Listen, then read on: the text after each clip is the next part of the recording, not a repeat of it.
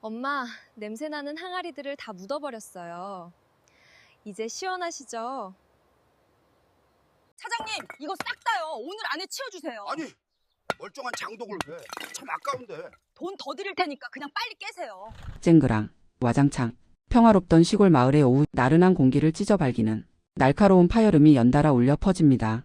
그것은 단순히 그릇이 깨지는 소리가 아니었습니다. 수십 년, 아니 어쩌면 100년 가까이 한 집안의 역사를 품어온 붉은 심장이 산산조각 나는 소리였고 누군가가 평생을 바쳐 지켜온 신념이 무참히 짓밟히는 비명과도 같았습니다. 슬로 모션처럼 흩어지는 흙먼지 사이로 날카로운 항아리 파편들이 사방으로 튀어오릅니다. 그 파편 하나하나에는 지난 세월이 뜨거운 햇살과 차가운 빗방울 그리고 어머니의 거친 손길과 땀방울이 화석처럼 스며들어 있었지만 지금 이 순간 그것들은 그저 날카로운 흉기가 되어 차가운 바닥을 뒹굴 뿐입니다. 마당에 피어오른 흙먼지는 마치 폭격을 맞은 전장처럼 자욱하고 그 사이로 비릿한 묵은 장, 냄새가 독가스처럼 퍼져나갑니다. 화면 깨진 장독대 조각들이 어지럽게 널려 있는 마당, 흙먼지가 자욱하게 피어올라 시야를 가린다. 카메라가 천천히 줌인하면 그 난장판 한가운데에 당당하게 아니 오만하게 서 있는 며느리의 구두가 보인다. 흙이 잔뜩 묻은 명품 하이힐. 며느리는 허리에 손을 얹고 마치 개선 장군처럼 파괴된 현장을 내려다보고 있다. 아니, 어머니! 도대체 이 냄새 나는 걸 언제까지 끼고 사실 거예요? 제가 싹 치웠어요. 아우, 속이 다 시원하네 진짜. 이 썩은 내가 진동을 하는데 어떻게 참고 사셨어?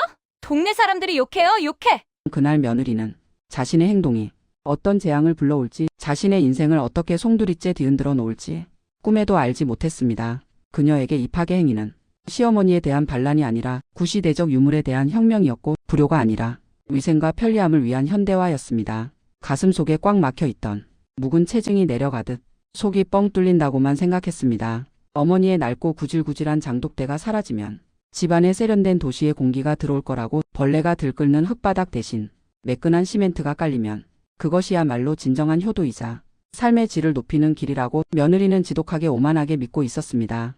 그 끔찍한 비극이 시작되기 전까지는 말입니다. 화면 시간은 잠시 멈춘 듯 깨진 조각 위로 며느리의 그림자가 길게 드리워진다. 지붕 위에는 까마귀 한 마리가 앉아 이 광경을 내려다보고 있다. 까악-하고 불길하게 우는 까마귀 소리가 배경음악처럼 깔린다. 자, 여기 한 여자가 있습니다. 서울의 아파트 숲에서 나고 자라 흙보다는 아스팔트가 된장 냄새보다는 갓볶은 원두커피 향기가 익숙한 여자. 그녀는 시집 온 지 10년이 넘도록 이 시골 생활에 아니 정확히 말하면 시댁의 궁상맞은 생활 방식에 적응하지 못했습니다. 아니 적응할 생각이 추호도 없었습니다. 그녀에게 시골집 마당을 가득 채운 수십 개의 장독대는 지켜야 할 전통이 아니라 빨리 갖다 버려야 할 고물이었고 정성의 결정체가 아니라 비위생과 세균의 온상이었습니다. 비만 오면 한밤중이라도 뛰쳐나가 뚜껑을 덮어야 한다고 난리법석을 떨고 해가 나면 뚜껑을 열어줘야 한다고 며느리를 달달 볶는 시어머니의 모습이 그녀 눈에는 그저 미련하고 답답하고 촌스럽게만 보일 뿐이었습니다. 어휴, 징글징글해. 진짜 징글징글해. 저 항아리를 좀 봐. 입구에 거미줄 쳐진 거 봐라. 저 안에 든 걸 우려 먹는다고? 우리 애들한테 먹인다고? 세상에, 생각만 해도 구역질 나. 요즘 세상에 누가 저렇게 미개하게 장을 담가 먹어? 마트 가면 유기농 콩으로 만들어서 깨끗하게 진공 포장된 게 널렸는데 사 먹는 게 훨씬 싸고 위생적인데 왜 저러시는 거야? 저거 다 치우면 마당도 운동장처럼 넓게 쓰고 차도 2대나 댈 수 있고 바비큐 파티도 할 수 있잖아. 어머니는 왜 저렇게 고집이 세신 거야? 똥고집이야. 노인네 똥고집. 내가 언젠가는 저거 싹 다 없애버리려 만다. 두고 봐. 갈등은 아주 오래전부터 조용히 하지만 확실하게 뿌리를 내리고 있었습니다. 명절 때마다 제사 때마다 아니 주말에 잠깐 반찬을 가지러 들를 때마다 며느리의 눈에 가시처럼 박히던 저 붉은 항아리들. 며느리는 시어머니가 안 계신 틈을 타오시탐탐 기회를 노리고 있었습니다. 저 흉물들을 내 눈앞에서 영원히 치워버릴 기회를 시어머니의 잔소리로부터 해방될 그 완벽한 타이밍을 말입니다. 그리고 마침내 운명의 그날이 찾아왔습니다. 시어머니가 고질병인 허리 디스크 시술 때문에 일주일간 대학병원에 입원하게 된 것입니다. 화면 텅 빈 집. 며느리가 팔짱을 끼고 마당을 내려다본다. 그녀의 입가에 묘한 미소가 번진다. 마치 오랫동안 기다려온 사냥감을 눈앞에 둔 맹수처럼 그녀의 눈빛이 번뜩인다. 드디어 기회가 왔어. 어머니 없으니까 세상이 다 조용하네. 지금이야. 지금 아니면 못해. 남편도 해외 출장 갔고 신우이도 자기 가게 바빠서 못 온댔어. 아무도 없어. 나를 말릴 사람은 아무도 없다고. 이건 범죄가 아니야. 집안 환경 개선이지. 정리정돈이지. 나중에 깨끗해진 마당 보시면 어머니도 좋아하실 거야. 무릎도 안 아프고. 얼마나 좋아? 그렇고 말고. 내가 총 들리는 거야. 내가 악역을 자처해서라도 이 집구석을 바꿔놔야겠어. 며느리는 망설임 없이 주머니에서 최신형 스마트폰을 꺼내 들었습니다. 그녀의 손가락은 이미 며칠 전 인터넷 검색으로 찾아 저장해 두었던 옆 동네 만물 고물상에 번호를 누르고 있었습니다. 통화 연결음이 울리는 그 짧은 순간 며느리의 심장은 쿵쾅거렸습니다. 그것은 죄책감 때문이 아니었습니다. 드디어 10년 묵은 수건을 해결한다는 마치 꽉 끼는 옷을 벗어던지는 것 같은 해방감과 흥분 때문이었습니다. 여보세요? 거기 고물상이죠? 네, 인터넷 보고 전화드렸는데요. 여기 윗마을 기와집인데요. 파란 대문집 아시죠? 사장님, 지금 트럭 가지고 좀 와주실 수 있으세요? 네, 지금 당장이요. 치울 게 좀 많아요. 아주 많아요. 장독대요. 네, 마당에 있는 거 싹 다요. 하나도 남김없이요. 크건 작건 모조리 실어 가세요. 잠시 후 털털거리는 굉음과 함께 낡은 1톤 트럭 한 대가 흙먼지를 일으키며 대문 안으로 머리를 들이밀었습니다. 고물상 주인과 건장한 인부 2명이 트럭에서 내렸습니다. 그들은 마당 가득 마치 병사들처럼 도열해 있는 장독대들을 보며 잠시 주춤했습니다. 고물상을 수십 년 해온 그들의 눈에도 이 장독대들이 예사 물건이 아님을 오랜 세월 주인의 정성 어린 손길로 닦고 또 닦아 반질반질하게 윤이 나는 귀한 옹기임을 단번에 알 수 있었기 때문입니다. 아니, 세대, 잠깐만. 이거 진짜 다 치워도 되는겨? 내가 딱 보니까 이거 보통 항아리가 아닌데 때깔 고운 것 좀 봐. 요즘은 이런 옹기 구하려고 해도 못 구해. 시어머니가 엄청 아끼시는 것 같은디 독들이 아주 실한 것이. 이거 깨버리기엔 너무 아까운데 뚜껑 열어보니께 안에 장도 가득 들었구먼. 이 귀한 걸 다 버린다고? 아우, 사장님. 왜 이렇게 말이 많으세요? 잔말 말고 그냥 치워주세요. 제가 주인이에요. 제가 책임진다니까요? 냄새나서 못 살겠어요. 이거 다 썩은 거예요. 안에 곰팡이 핀 거 안 보이세요? 요즘 누가 이런 걸 먹어요? 그냥 다 깨서 가져가세요. 제가 수거비는 섭섭지 않게 두둑하게 챙겨드릴 테니까 빨리요, 빨리. 어머니 퇴원하시기 전에 흔적도 없이 끝내야 한다고요. 며느리의 신경질적인 재촉에 인부들이 마지못해 움직이기 시작했습니다. 며느리는 현관 계단에 앉아 팔짱을 끼고 그 광경을 지켜보았습니다. 인부들이 커다란 오한마 대형 망치를 들었습니다. 긴장감이 감돌았습니다. 깡 하는 날카로운 소리와 함께 첫 번째 항아리가 비명을 지르며 깨졌습니다. 검붉은 간장이 핏물처럼 바닥으로 흘러나와 흙을 적셨습니다.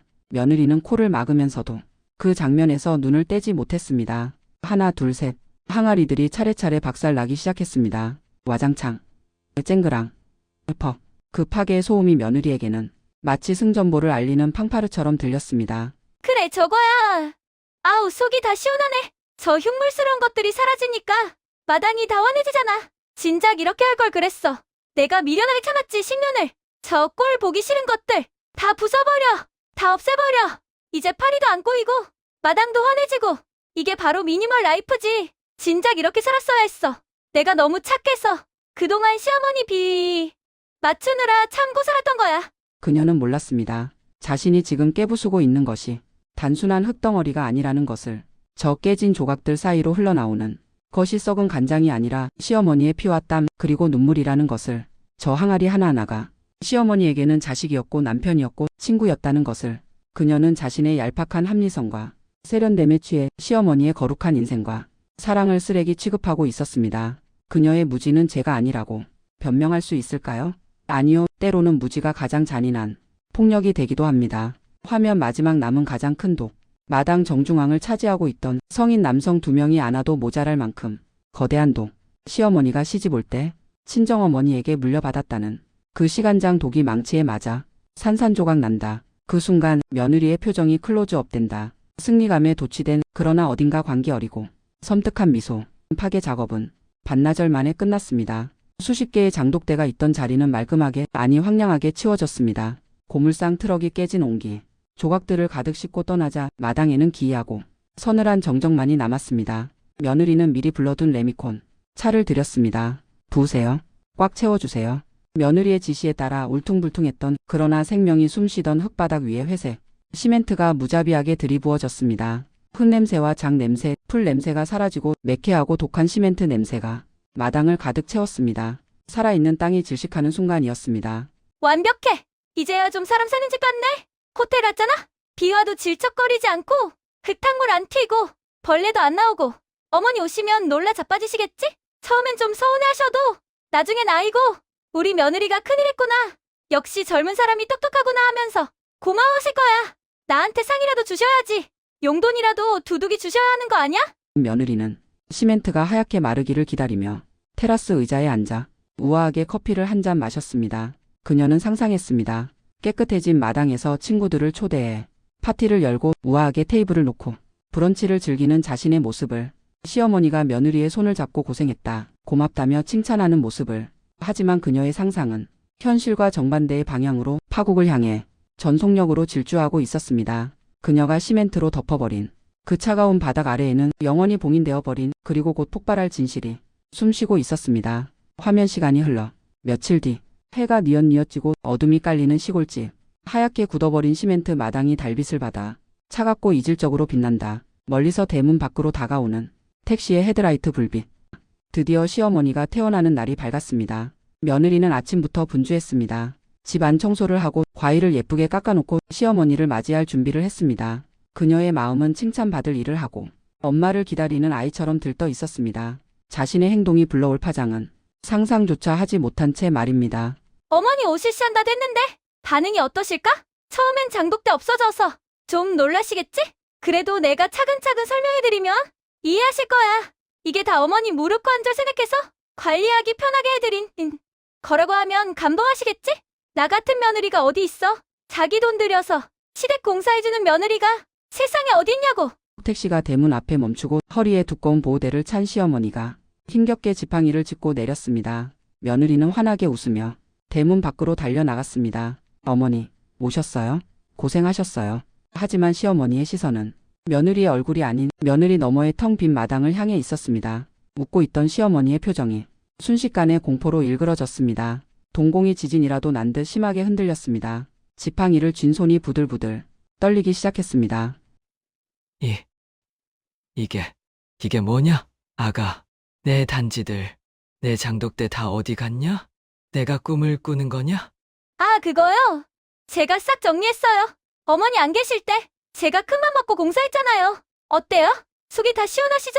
며느리의 해맑은 대답이 시어머니의 심장에 비수를 꽂았습니다. 시원하다는 그 말이 시어머니에게는 사형 선고처럼 들렸습니다. 시어머니의 입에서 비명 같은, 짐승의 울음소리 같은 절규가 터져 나왔습니다.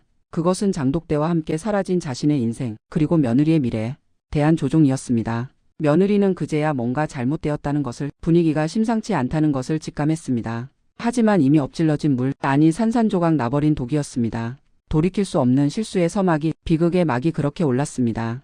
장독대를 뚜껑 열어놓고 왔는지를 그거 꼭 봐줘야 한다. 네, 어머니. 제가 알아서 잘할게요.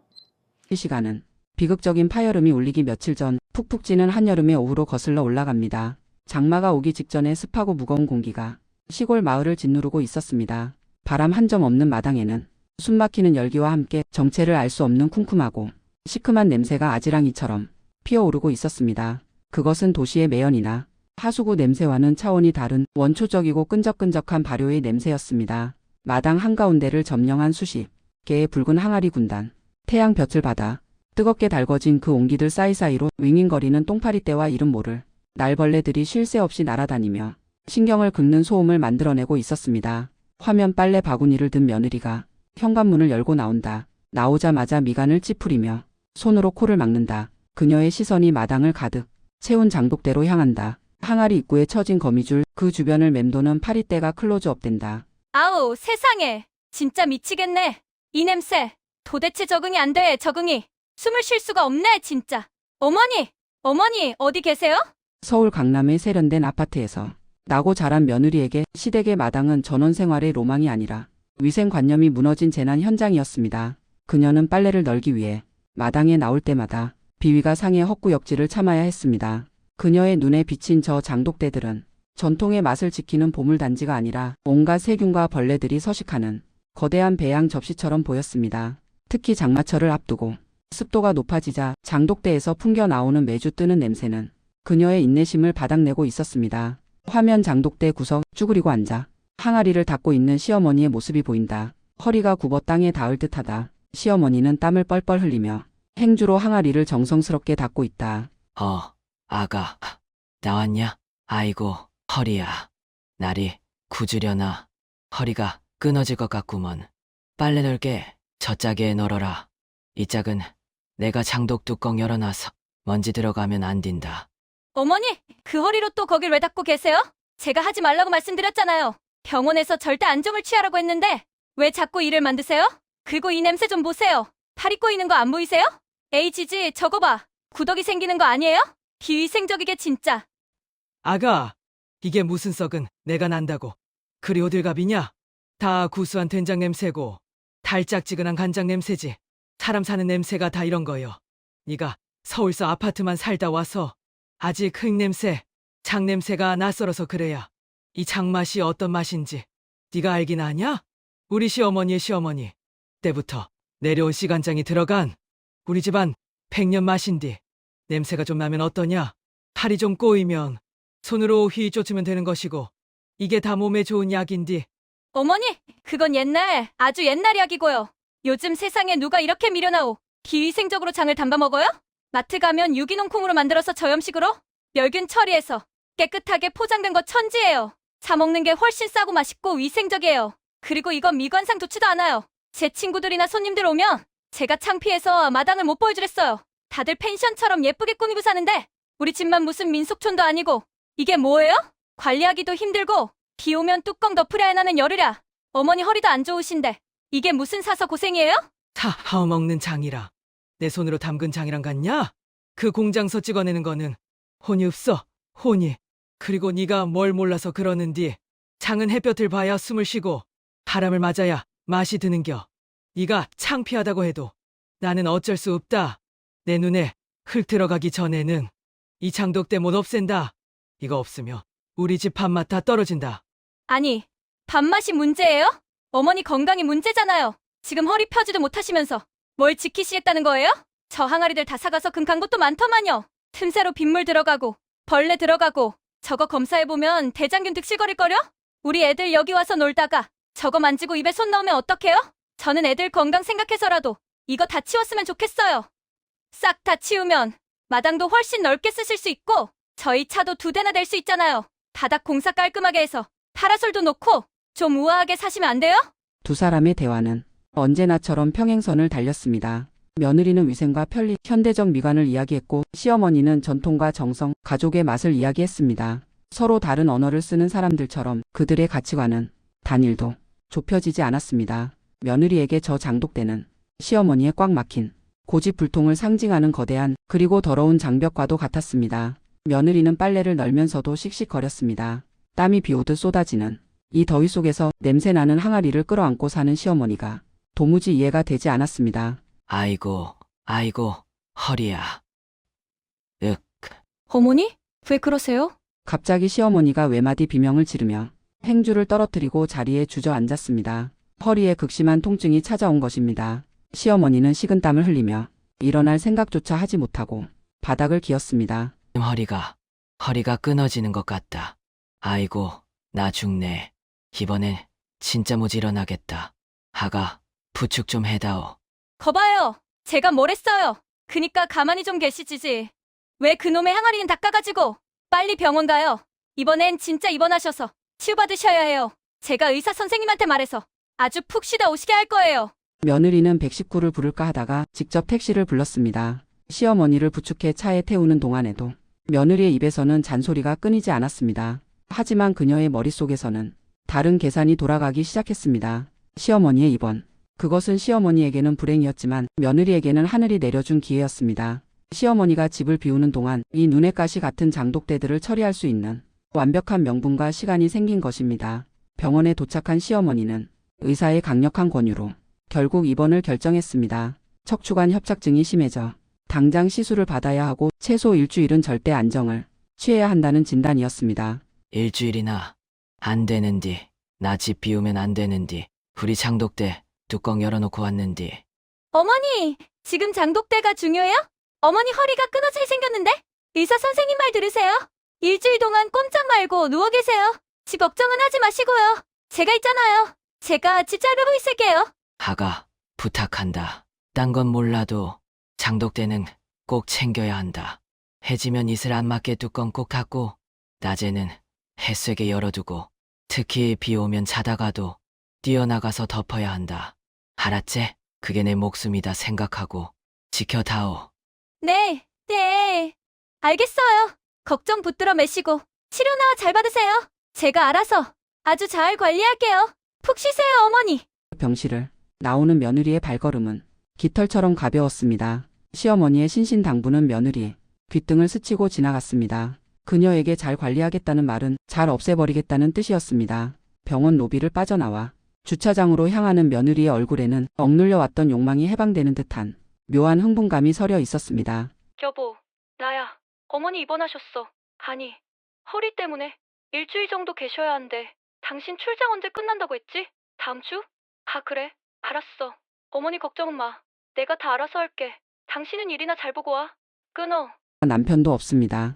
시누이도 바빠서 못 옵니다. 집에는 오직 며느리 혼자뿐입니다. 그녀는 집으로 돌아가는 택시 안에서 콧노래를 흥얼거렸습니다. 창밖으로 보이는 시골 풍경이 오늘따라 유난히 아름다워 보였습니다. 집에 도착한 며느리는 대문을 열고 마당으로 들어섰습니다. 여전히 윙윙거리는 파리떼와 쿰쿰한 냄새가 그녀를 반겼지만 이번에는 짜증이 나지 않았습니다. 이제 곧 사라질 것들이었으니까요. 며느리, 마당에서의 독백 어휴, 냄새. 진짜 지독하다 지독해. 어머니도 참, 이런 걸 어떻게 목숨처럼 여기고 사셨을까? 이게 다 집착이야, 집착. 노인네들이 물건 못 버리는 병 있다더니 딱 그거네. 내가 이번 기회에 싹 고쳐드려야지. 나중에 깨끗해진 마당 보시면 어머니도 처음엔 화내시겠지만 금방 좋아하실 거야. 무릎도 안 아프고 벌레도 없고 얼마나 쾌적해? 이게 진정한 효도지. 내가 악역을 맡아서라도 어머니 삶의 질을 높여드리는 거야. 인간은 자신의 욕망을 실행에 옮길 때 가장 강력한 명분을 만들어냅니다. 며느리는 자신의 행동을 효도라고 정의했습니다. 낡고 더러운 환경을 개선해 주는 것, 어머니를 힘든 노동에서 해방시켜 주는 것, 그것이 며느리로서 해야 할 도리라고 굳게 믿었습니다. 그녀는 장독대 하나를 툭 발로 찼습니다. 텅 빈 소리가 났습니다. 이깟 흙덩어리가 뭐라고. 내가 300만 원 들여서 공사해드리는 건데 고마워하셔야지. 요즘 시골도 다 잔디 깔고 카페처럼 하고 사는데 우리 집만 이게 뭐야. 창피해서 원. 며느리는 거실로 들어가 달력을 확인했습니다. 오늘이 월요일, 시어머니 퇴원은 다음 주 월요일. 시간은 충분했습니다. 그녀는 휴대폰을 꺼내 검색창에 폐기물 처리, 고물상 마당 공사를 입력했습니다. 수많은 업체 목록이 떴습니다. 그녀의 손가락이 바쁘게 움직였습니다. 네, 사장님. 거기 폐기물 처리도 하시죠? 네, 항아리요. 아주 많아요. 수십 개 돼요. 안에 내용물도 들어있는데. 네, 그냥 다 가져가시면 돼요. 깨서 가져가시든 싣고 가시든 알아서 하시고요. 네, 내일 오전이요? 네, 가능해요. 빨리 오세요. 그리고 바로 바닥, 시멘트 공사도 가능한가요? 네, 아주 매끈하게요. 풀 한 폭이 안 나게 덮어주세요. 통화를 마친 며느리는 냉장고에서 시원한 맥주 한 캔을 꺼내 마당 테라스에 앉았습니다. 밤이 되자 장독대들의 그림자가 길게 늘어져 마치 유령처럼 보였습니다. 풀벌레 소리가 요란하게 들려왔습니다. 며느리는 그 소리마저 소음으로 들렸습니다. 내일이면 이 모든 것이 사라집니다. 그녀는 맥주를 들이키며 생각했습니다. 이 지긋지긋한 시골 냄새, 내일이면 안녕이다. 그녀는 자신이 내린 결정이 얼마나 끔찍한 결과를 불러올지, 저 장독대들이 품고 있는 비밀이 무엇인지 상상조차 하지 못한 채 승리감에 도취되어 잠자리에 들었습니다. 시어머니가 병원 침대에서 뜬 눈으로 밤을 지새우며 장독대 걱정을 하고 있을 그 시간의 말입니다. 달빛 아래 고요히 숨죽이고 있는 장독대들. 마치 자신들의 운명을 예감한 듯 처연하고 쓸쓸해 보인다. 장독대 표면에 맺힌 이슬이 눈물처럼 흘러내린다. 며느리의 방 불이 꺼지고 칠흑 같은 어둠이 집을 삼킨다. 거기 조심하라고 했지. 다 치워. 오늘 안에 끝내. 다음날 아침 동이 트기 무섭게 시골 마을의 평화로운 정적을 찢어발기는 거친 갱음이 들려왔습니다. 쿠르륵 마이너스 털털털털 마이너스 배기관이 터져 시커먼 매연을 내뿜는 낡은 1톤 트럭의 엔진 소리였습니다. 트럭은 좁고 구불구불한 마을 진입로를 위태롭게 비집고 들어와 파란 대문 앞에 거칠게 급정거했습니다.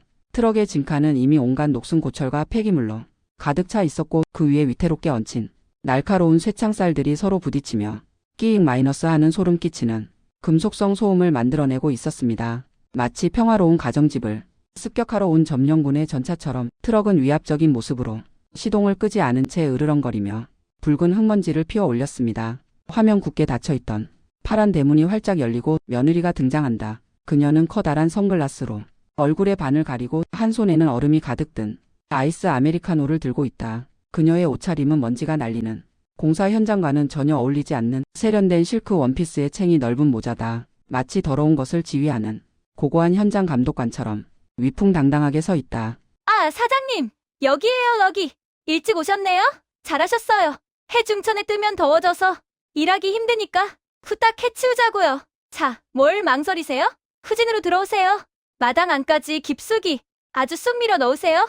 대문 기둥 안 긁게 조심하시고요. 트럭 운전석 문이 열리고 고물상 주인이 내렸다. 그는 땀과 기름에 쩐 러닝셔츠 차림의 목에는 꼬질꼬질한 회색 수건을 두르고 있었다. 그는 입안에 있던 껌을 바닥에 탁 뱉으며 마당을 천천히 훑어보았다. 그의 눈이 마당을 가득 채운 붉은 장독대 군단을 보고 순간 번들거렸다. 어메! 시상해! 세댁, 이게 다 뭐다냐? 전화 많다고는 들었지만 이건 뭐 장독대 박물관 수준이구먼. 하나, 둘, 셋! 얼추 신기해 넘비는디 때깔 고운 것 좀 보소. 요즘은 돈 주고도 못 구하는 옹기들이여. 이거 진짜 다 치우는 거 확실혀? 시어머니가 알면 난리 날 텐데 보통 물건이 아닌디. 아우, 사장님. 몇 번을 말해요? 제가 이 집 주인이라니까요? 어제도 전화로 다 말씀드렸잖아요. 어머니 허락 다 받았어요. 이거 너무 낡고 위험해서 싹 바꾸기로 합의했다고요. 제가 수고비 넉넉하게 드릴 테니까 잔소리 말고 빨리 작업이나 시작하세요. 저 시간 없어요. 오늘 오후에 바로 레미콘 차 들어오기로 예약돼 있단 말이에요. 점심때까지 바닥 다 비워주셔야 해요. 며느리의 신경질적인 재촉에 고물상 주인은 씩 비열한 웃음을 흘리며 트럭 짐칸에서 자고 있던 건장한 인부 2명을 깨워 불렀습니다. 그들은 귀찮다는 듯 하품을 하며 거친 가죽 장갑을 끼고 쇠망치와 삽을 하나씩 챙겨 들었습니다. 마당의 도열에 있는 장독대들을 향해 걸어가는 그들의 뒷모습은 마치 죄 없는 포로들을 처형하러 가는 망나니들 같았습니다. 첫 번째 타겟은 입구 쪽에 있던 며느리가 평소 빨래를 널 때마다 걸리적거린다고 불평했던 중간 크기의 김치 항아리였습니다. 인부가 항아리 뚜껑을 구나 발로 탁하고 걷어찼습니다. 쨍그랑 소리와 함께 뚜껑이 바닥에 나뒹굴며 깨졌습니다. 어이쿠, 냄새 봐라. 안에 묵은지가 가득 들었네? 아주 푹 사갔구먼. 야, 이거 무거워서 못 든다. 그냥 여기서 엎어버려. 내용물은 저기 화단 구석에 파묻어버리고 독만 깨서 실어. 그래야 많이 씻지. 알았으다. 비켜보슈. 인부가 허리에 힘을 주고 항아리를 번쩍 들어 올려 바닥에 내동댕이 친다. 퍼 하는 둔탁하고 끔찍한 파열음과 함께 항아리가 박살나고 그 안에서 붉은 김치국물이 사방으로 튄다. 시어머니가 지난 겨울 손이 얼어가며 담갔던 잘 익은 김치 포기들이 흙바닥에 처참하게 나뒹군다. 하얀 배추 속살이 흙탕물에 범벅이 된다. 아, 튄다, 튀어. 조심 좀 하세요. 제 원피스에 묻으면 어떡해요? 이거 비싼 건데. 그리고 저 김치 냄새 좀 안 나게 빨리빨리 흙으로 덮어버리세요. 팔이 꼬이잖아요. 아우, 지독해. 진짜 썩은 내가 진동을 하네. 며느리는 테라스 의자에 다리를 꼬고 앉아 손부채질을 하며 그 광경을 지켜보았습니다. 그녀의 눈에 저 김치들은 가족을 먹일 일용할 양식이 아니라 처치 곤란한 음식물 쓰레기에 불과했습니다. 시어머니가 허리가 끊어지는 고통을 참으며 자식들 입에 들어갈 것을 생각하며 한 포기 한 포기 정성껏 담갔을 저 김장 김치들이 흙투성이가 되어 쓰레기처럼 버려지는 모습을 보면서도 며느리는 오직 옷에 튈까봐, 냄새가 날까봐, 처리 비용이 많이 나올까봐 전전긍긍하고 있었습니다. 자, 다음! 저기 저 큰 놈! 마당 가운데 있는 거! 저건 딱 봐도 된장독인데! 야! 저건 너무 커서 못 깬다! 둘이서 들어! 그냥 트럭 위로 바로 던져버려!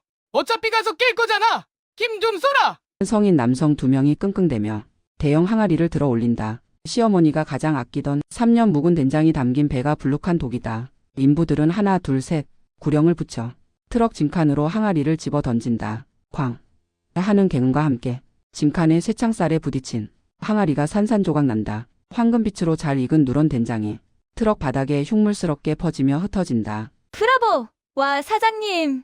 힘 좋으시네. 그렇게 시원시원하게 하세요. 아우, 속이 다 뻥 뚫리네. 저거 볼 때마다 답답해 죽는 줄 알았는데 이제야 마당이 좀 숨을 쉬는 것 같네. 파게 작업은 속도를 더해갔습니다. 고추장 단지, 국간장 단지, 매실청 단지, 오미자 효소 단지. 시어머니의 10년, 아니 평생의 노하우와 시간이 농축된 액체들이 바닥에 흥건하게 고여불고 검은 강을 이루었습니다. 마당은 순식간에 장류의 바다로 변했고 비릿하고 쿰쿰하고 시큼한 냄새가 온 동네로 퍼져나갔습니다. 흙이 비명을 지르는 듯 했습니다. 하지만 며느리는 그 냄새를 맡으며 묘한 해방감을 느꼈습니다. 이것은 단순한 청소가 아니었습니다. 시어머니의 그늘에서 벗어나 자신이 이 집의 규칙을 새로 쓰는 진짜 주인이 되는 의식과도 같았습니다. 그때 담장 너머로 옆집에 사는 욕쟁이 할머니가 고개를 내밀었습니다. 전쟁이 난 듯한 소란스러운 소리에 놀라 나온 것입니다. 할머니는 처참하게 난장판이 된 마당꼴을 보고 입을 다물지 못했습니다. 아니, 세대! 지금 뭐 하는겨? 미친겨? 저 아까운 것들을 왜 다 때려 부수고 있어? 김씨가 알면 기절초풍에서 뒤로 넘어갈 텐데. 저거 다 김씨가 자식들 준다고. 며느리 너 준다고 밤낮으로 닦고 지킨 보물단지들 아니여? 아우, 할머니. 남의 집 일에 제발 참견하지 마세요. 이거 다 어머니랑 상의된 거라니까요? 어머니 허리 아팠어서. 이제 이런 거 관리 못하세요. 병원비가 더 나와요. 제가 며느리로서 효도 차원에서 싹 정리해드리는 거라고요. 나중에 깨끗해진 거 보시면 어머니도 고마워하실 거예요. 제가 다 알아서 한다고요.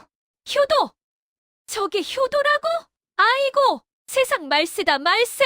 굴러온 돌이 박힌 돌 빼낸다더니 김씨 불쌍해서 어쩌누. 저 귀한 시간장까지 다 버리네. 저게 돈으로 따지면 얼마짜린데. 천벌 받을 짓이여. 천벌 받을 짓. 이웃의 간곡한 충고조차 며느리의 귀에는 들어오지 않았습니다. 그녀는 이미 자신만의 합리적인 논리에 완벽하게 갇혀 있었습니다. 낡은 것은 나쁜 것, 새 것은 좋은 것, 비위생적인 것은 없애야 할 것. 그녀에게 효도란 부모의 마음을 헤아리는 것이 아니라 부모의 미개한 생활 방식을 자신의 입맛대로 세련되게 뜯어고치는 것이었습니다. 할머니가 고개를 절레절레 저으며 사라지자 며느리는 다시 인부들을 신경질적으로 재촉했습니다. 사장님, 뭐 하세요? 잡담할 시간 없어요. 점심시간 전까지 끝내야 한다니까요? 저기 구석에 숨어있는 작은 항아리들까지 싹 다 실으세요. 빗자루로 파편 하나 남지 않게 싹 쓸어버리시고요. 유리 조각 남으면 우리 애들 다쳐요. 깨끗하게, 완벽하게 치우세요. 정오가 되자 마당을 가득 채웠던 수십 개의 장독대는 거짓말처럼 흔적도 없이 사라졌습니다. 남은 것은 바닥에 얼룩진 검붉은 장 자국들과 파헤쳐져 횡안이 드러난 붉은 황토 흙뿐이었습니다. 그토록 좁고 답답해 보이던 마당이 운동장처럼 넓어졌습니다. 하지만 그 넓어진 공간만큼이나 집안을 감싸고 있던 따뜻한 온기도 함께 쓸려나간 듯 썰렁하고 공허했습니다. 그러나 며느리는 그 삭막한 공허함을 여유라고 미니멀리즘이라고 착각했습니다. 이야, 진짜 넓네. 대박이다. 우리 집 마당이 이렇게 넓었어? 여기서 배드민턴 쳐도 되겠네. 텐트 치고 캠핑해도 되겠어. 진작 치울 걸 그랬어. 어머니 오시면 진짜 놀라시겠다. 아이고, 우리 며느리가 고생했다 하시겠지? 고물상 트럭이 흙먼지를 날리며 떠나자마자 거대한 믹서 트럭 한 대가 B- 후진 경고음을 울리며 들어왔습니다. 며느리가 미리 예약해둔 바닥 공사 업체였습니다. 며느리는 잡초 제거와 위생관리, 주차 공간 확보를 명목으로 마당 전체를 시멘트로 덮어버릴 계획이었습니다. 흙을 밟지 않고 차에서 내려 구두굽에 흙 한 톨 묻히지 않고 현관까지 바로 들어갈 수 있는 도심의 주차장 같은 마당을 꿈꿨던 것입니다. 사모님, 여기 마당 전체 다 덮는 거 맞죠? 흙 남겨둘 곳 없나요? 화단이라도 좀 남겨두시지. 삭막할 텐데. 두께는 어느 정도로 할까요? 네? 구석구석 빈틈없이 다 덮어주세요. 흙 보이는 거 딱 질색이에요. 잡초 뽑기 귀찮으니까 풀 한 폭이 안 나게 아주 두껍게 발라주세요. 비 와도 물 안 고이게 하수구 쪽으로 경사 잘 잡아주시고요. 아, 그리고 저기 수도가 쪽은 좀 더 신경 써주세요. 거기서 나중에 바비큐 파티할 거니까 테이블 놓기 좋게 평평하게요. 레미콘 통이 요란하게 돌아가며 걸쭉하고 회색빛이 도는 시멘트 반죽을 토해내기 시작했습니다. 살아있는 흙 위로 죽은 회색 반죽이 덮쳐왔습니다. 시어머니의 땀과 눈물이 배어있는 수십 년간 생명을 키워낸 흙바닥이 시멘트 밑으로 질식하며 사라졌습니다. 인부들이 흙손으로 시멘트를 매끄럽게 펴 바르기 시작했습니다. 붉은 흙은 순식간에 회색빛으로 지워졌습니다. 마치 시어머니의 지난 고단했던 세월을 지우개로 싹 지우듯 며느리는 냉혹하고 빠르게 과거를 덮어버렸습니다. 그것은 단순한 공사가 아니라 역사의 매립이자 기억의 봉인이었습니다. 화면 시멘트가 마당을 잠식해 들어가는 모습이 위에서 내려다보는 앵글로 보여진다. 장독대가 있던 둥근 자국들이 하나둘씩 시멘트 반죽 밑으로 사라진다. 지렁이 한 마리가 시멘트를 피해 꿈틀거리다. 결국 덮여버린다. 마지막 남은 흙바닥마저 회색 반죽에 덮이자 마당은 차갑고 딱딱한 콘크리트 광장으로 변한다. 와우, 뷰티풀. 이거지, 이거야. 호텔 주차장이 따로 없네. 얼마나 깔끔해. 속이 다 후련하다. 이제 흙먼지 날릴 일도 없고, 비 오면 질척거릴 일도 없고, 벌레도 안 나오고, 어머니 무릎도 안 아프고. 얼마나 좋아? 나 진짜 며느리 잘 얻으셨다니까? 나중에 상 주셔야 해, 진짜. 내가 큰맘 먹고도 쓴 보람이 있네. 해가 질 무렵 공사는 끝났습니다. 하얗게 양생되어가는 시멘트 마당. 그 위로 붉은 석양빛이 비치자 마당은 차갑게 번들거렸습니다. 며느리는 그 위에 서서 자신의 발자국이 남지 않는 것을 확인하며 뿌듯해했습니다. 그녀는 자신이 낡은 관습을 타파하고 가문의 혁신을 이루어냈다고 믿었습니다. 시어머니가 퇴원해서 돌아왔을 때 이 편리함과 세련됨 깔끔함에 감동하여 눈물을 흘릴 것이라 확신했습니다. 하지만 그녀가 덮어버린 것은 단순한 흙이 아니었습니다. 그것은 시어머니가 평생을 바쳐 지켜온 생명줄이자 가족을 잇는 탯줄이었습니다. 며느리는 탯줄을 끊어버리고 그 위에 차가운 콘크리트, 비석을 세운 셈이었습니다. 화면 밤이 찾아온 시골집, 가로등 불빛 아래 하얗게 빛나는 시멘트 마당이 묘지처럼 스산하고 차갑다. 어디선가 들려오는 소쩍새 소리가 처량하게 울려 퍼진다. 며느리는 거실 소파에 누워 얼굴에 마스크팩을 붙인 채 콧노래를 흥얼거리며 TV를 보고 있다. 어머니 오시면 깜짝 파티 해드려야지. 케이크나 사다 놓을까? 라고 혼잣말을 하며 폭풍 전야에 밤은 그렇게 깊어갔습니다. 며느리의 엇나간 효도가 불러올 파국은 이제 멈출 수 없는 카운트다운에 들어갔습니다. 시멘트 아래에 억울하게 묻힌 진실들, 깨진 장독대 조각들이 품고 있던 비밀들이 곧 지면을 뚫고 올라와 며느리의 목을 조르게 될 것입니다. 시청자들은 화면을 보며 발을 동동 구르며 외칠 것입니다. 안 돼. 제발 멈춰. 거긴 안 돼. 하지만 이미 주사위는 던져졌고 그녀는 돌아올 수 없는 강을 건너버렸습니다. 어머니, 짜잔! 서프라이즈! 지저분한 흙이랑 장독대 싹 다 치웠어요. 이제 편하시죠? 며느리의 거사가 끝나고 며칠 뒤 시골집 마당은 마치 다른 세상이 된 듯 낯설고 차가운 풍경으로 변해 있었습니다. 수십 년간 붉은 흙과 옹기들이 뿜어내던 따뜻하고 구수한 생명력은 온데간데없고 그 자리를 매끄럽고 차가운 회색 시멘트가 빈틈없이 아주 숨막힐 정도로 꼼꼼하게 차지하고 있었습니다. 양생이 끝난 시멘트 바닥은 가을 햇살을 받아 서늘하게 번들거렸습니다. 며느리는 매일 아침 테라스에 나와간 내린 커피를 마시며 자신의 작품을 감상했습니다. 비가 와도 흙탕물이 튀지 않았고 지긋지긋하던 파리떼와 모기들도 눈에 띄게 줄어들었습니다. 며느리에게는 이곳이 비로소 사람 사는 집, 관리되는 집처럼 느껴졌습니다. 그녀는 자신의 판단이 옳았음을 확신했습니다.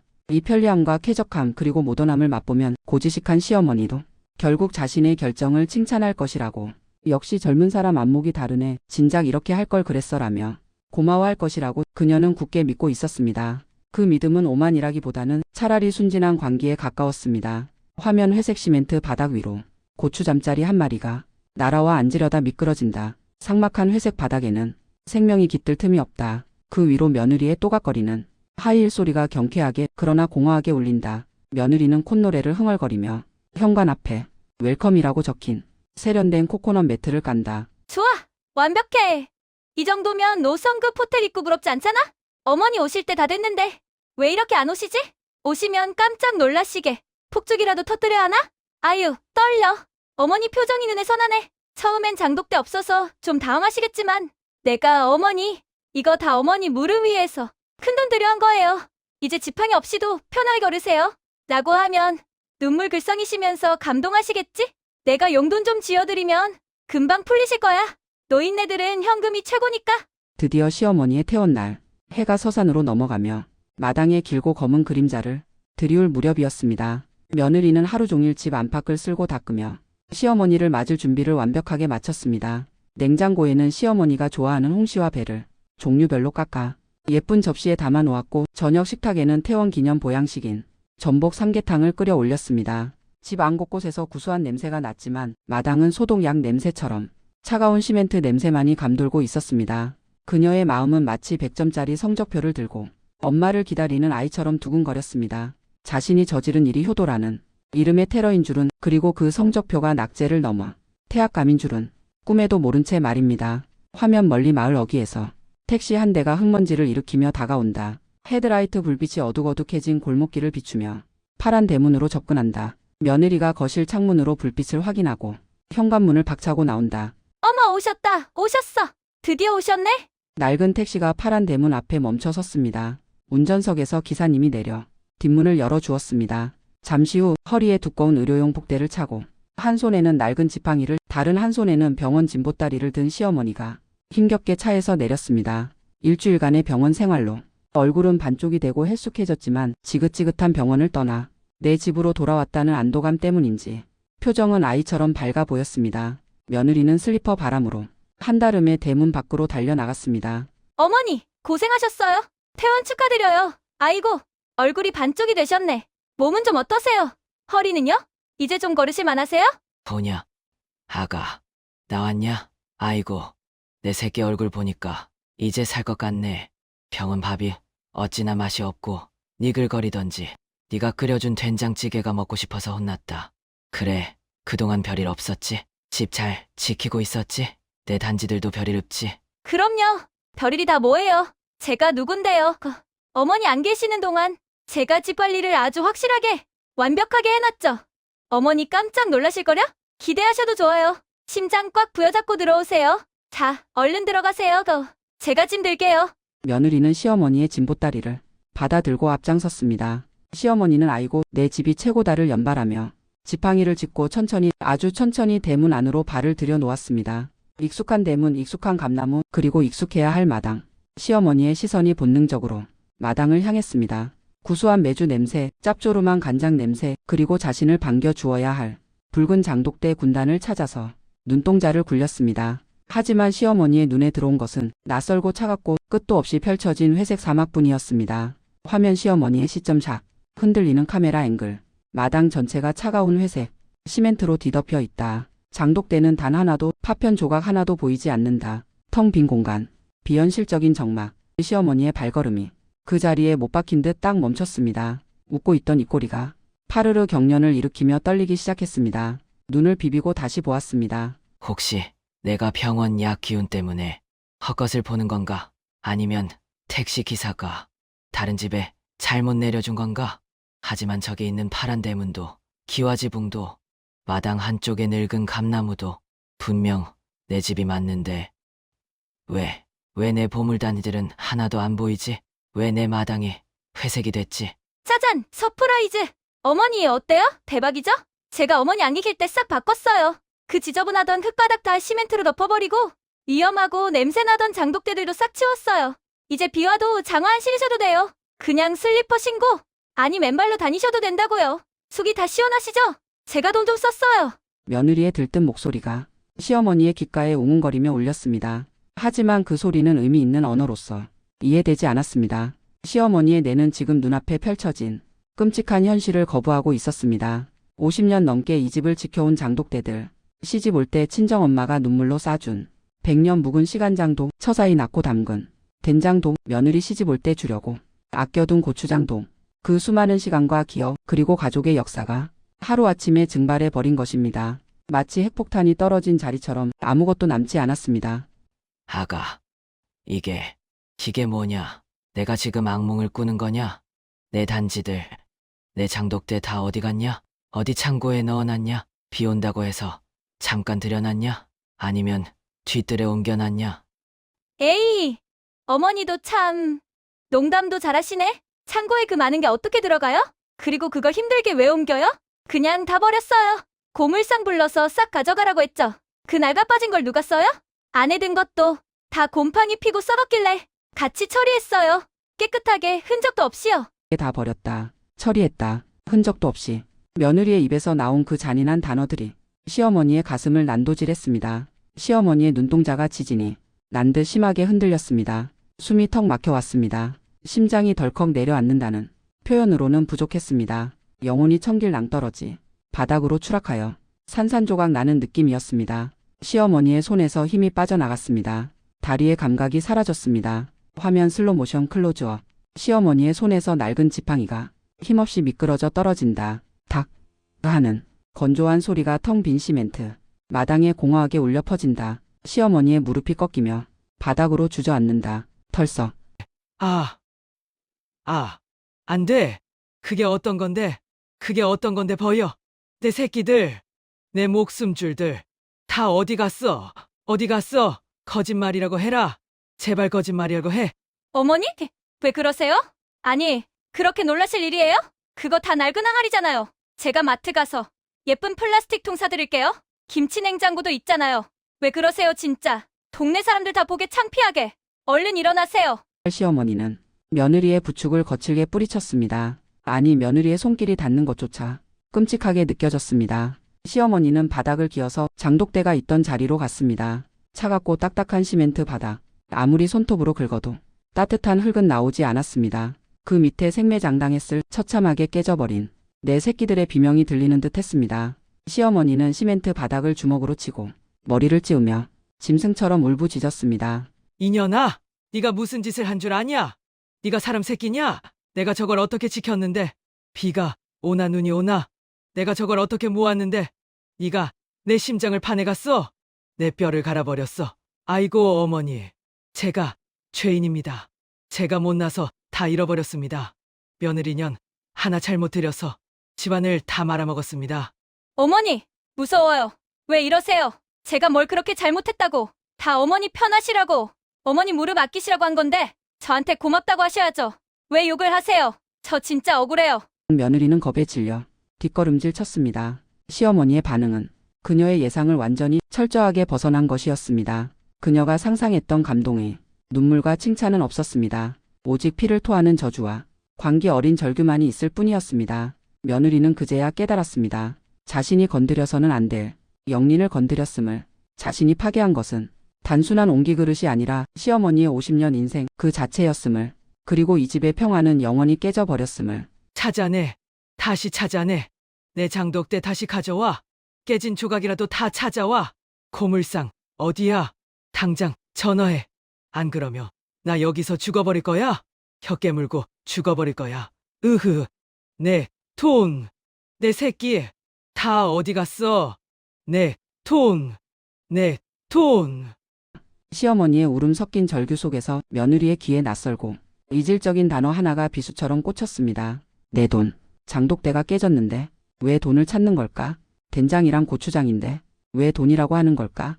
며느리는 공포 속에서도 섬뜩한 의아함을 느꼈습니다. 하지만 지금은 그 의문을 품을 겨를이 없었습니다. 시어머니가 숨이 넘어갈 듯 헐떡이며 흰자위를 보이며 혼절하기 일보 직전이었기 때문입니다. 화면 어둠이 완전히 내려앉은 마당. 가로등 불빛 아래 차가운 시멘트 바닥에 주저앉아 가슴을 치며 통곡하는 노인과 그 앞에서 사색이 되어 입을 막고 떨고 있는 젊은 여인. 멀리서 개 짖는 소리가 들려오고 불길한 반바람이 불어와 며느리의 헝클어진 머리카락을 스산하게 흔든다. 위기는 현실이 되었고 지옥문은 활짝 열렸습니다. 며느리가 꿈꿨던 세련된 전원 생활에 꿈은 산산조각 났습니다. 대신 그녀의 앞에는 감당할 수 없는 진실의 쓰나미가 몰려오고 있었습니다. 과연 시어머니가 울부짖으며 찾던 내 돈의 정체는 무엇일까요? 그리고 며느리는 자신이 저지른 이 돌이킬 수 없는 사태를 어떻게 수습할 수 있을까요? 아니, 과연 수습할 수나 있을까요? 장독대와 함께 묻혀버린 판도라의 상자가 이제 막 열리려 하고 있습니다. 어머니, 제발 눈 좀 떠보세요. 제가 잘못했어요. 돈 다 찾아올게요. 1억 다 찾아올 테니까 제발. 내 돈, 내 새끼, 다 어디 갔어?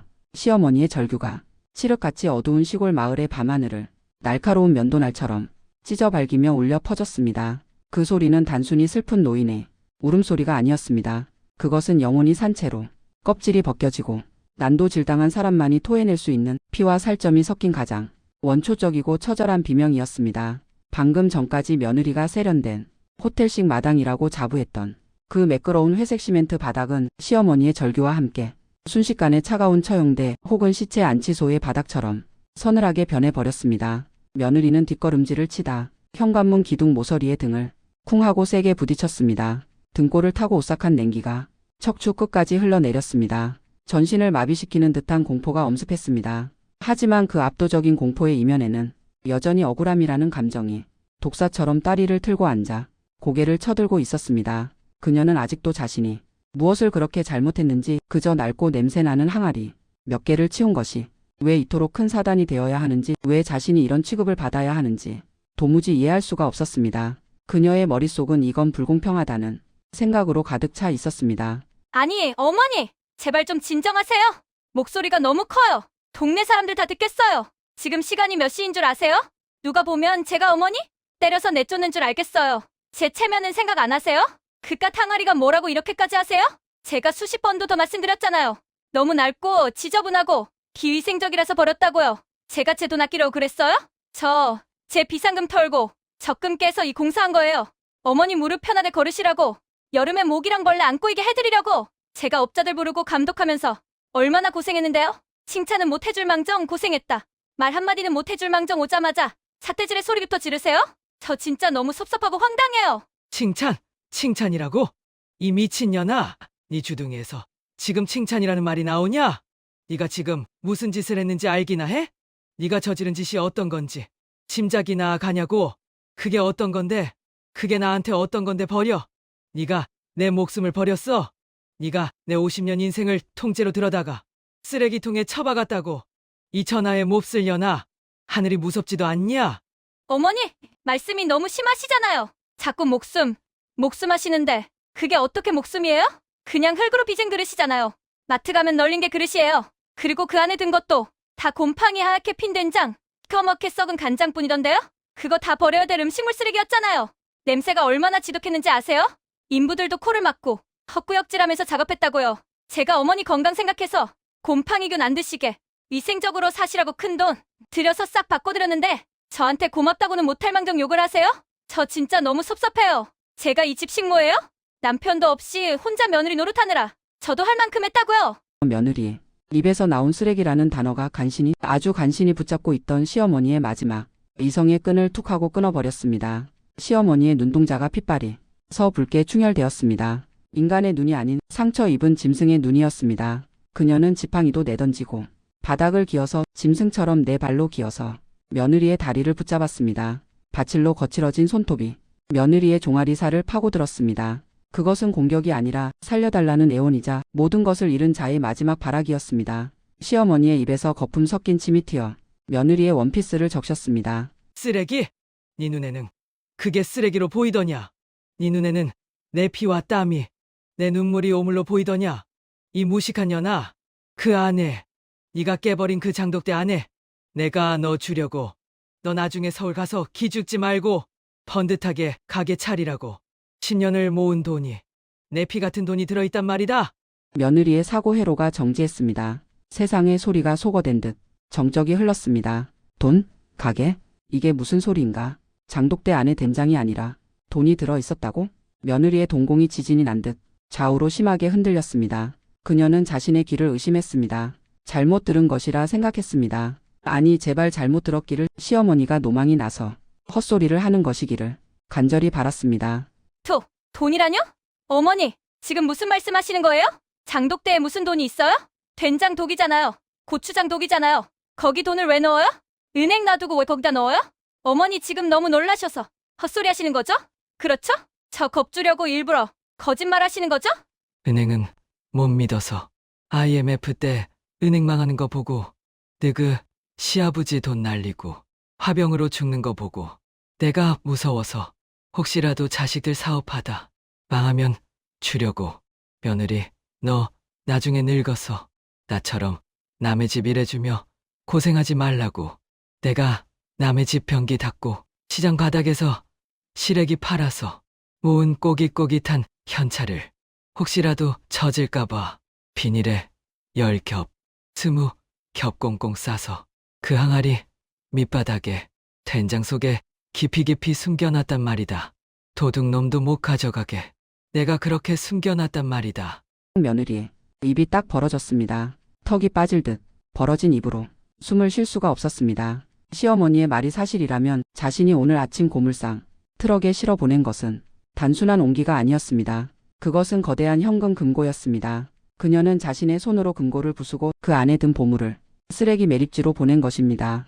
속이 시원하다고 외치며 냄새난다고 코를 막으며 버렸던 그 검은 봉지들이 사실은 시어머니의 생명 그 자체였다는 사실이 그녀의 뇌를 강타했습니다. 얼마나 있었는데요? 그 안에 돈이 얼마나 있었는데요? 100만 원? 200만 원? 설마 1000만 원? 아니죠? 5천만 원. 아니, 1억은 될 거다. 10년을 모았어. 10원 한 장 안 쓰고 10년을 모았어. 먹고 싶은 거 안 먹고 입고 싶은 거 안 입고 5만 원권 나올 때마다 바꿔서 차곡차곡 쌓아놨단 말이다. 그걸 네가 네 손으로 똥지게 짐짝 버리듯이 갖다 버렸어. 내 돈 내놔. 내 가게 내놔. 1억. 그 짧은 두 글자가 며느리의 머리를 수천 톤의 오한마로 내려치듯 강타했습니다. 눈앞이 하얗게 전멸했습니다. 1억 원. 자신이 방금 속이 시원하다며 박수치고 웃으며 떠나보낸 그 트럭 짐칸 속에 서울 전세 보증금만 한 거금이 아니 시어머니의 70년 인생이 통째로 들어있었다니. 며느리의 다리가 사시나무 떨듯 후들거리기 시작했습니다. 무릎 관절이 녹아내리는 것 같아서 있을 수가 없었습니다. 그녀는 자신이 저지른 짓에 무게를 그제야 실감했습니다. 그녀는 쓰레기를 버린 게 아니라 로또 당첨금을 아니 사람의 목숨을 시궁창에 처박은 것이었습니다. 그녀의 오만함과 무지가 1억이라는 대가를 치르게 된 것입니다. 거짓말이죠? 어머니, 저 놀리시는 거죠? 저 혼내주려고 일부러 그러시는 거죠? 어떻게 장독대에 1억을 넣어요? 말도 안 돼. 요즘 세상에 누가 현금을 그렇게 보관해요? 어머니 치매 아니에요? 그래, 치매야. 병원에서 약을 잘못 쓴 거야. 말도 안 돼. 치매? 내가 치매라고? 이년아, 내 정신은 멀쩡하다. 네가 미친 거지. 네가 미친 거야.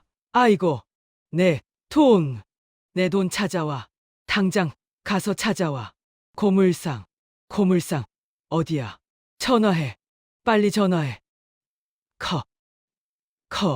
극도의 스트레스와 충격은 노인의 약하디약한 심장에 치명타를 날렸습니다. 시어머니의 얼굴이 백지장처럼 하얗게 질리더니 입술이 보라색으로 변해가기 시작했습니다. 청색증이 왔습니다.